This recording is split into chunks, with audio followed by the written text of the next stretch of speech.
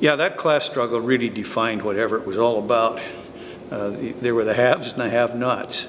And essentially the haves were the people that owned and ran the mills, and the have-nots were the people that worked in the mills.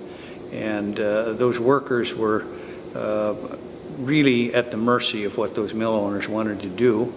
And the mill owners always felt that they were the people that had provided the capital to build these things, and that if there were going to be decisions made, they wanted to be making those decisions. And so you had this just built-in conflict. And to a great degree, Everett was a community that was really at war with itself. And it wasn't pleasant. There were some pretty violent episodes. The one that is remembered the most, of course, was the Everett Massacre, where you had the shootout between the deputies, who essentially were deputies of the mill owners, and the industrial workers of the world, better known as the Wobblies. And it's a long story, but they came into Everett to City Dock and had the shootout where at least 7 were killed.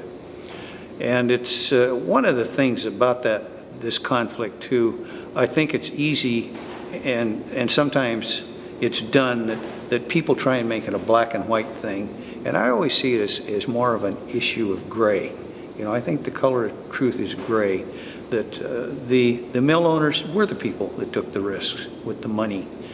And but by the same token, they provided a working environment that really showed a lack of respect for those people that were out there, in some cases giving their lives, because the typical shingle weaver touched 30,000 shingles a day. One slip, you lose a finger or an arm or a life. And there wasn't anything like we have now in terms of disability. I mean, if you lost an arm, you lost an arm. That meant maybe you couldn't get a job again.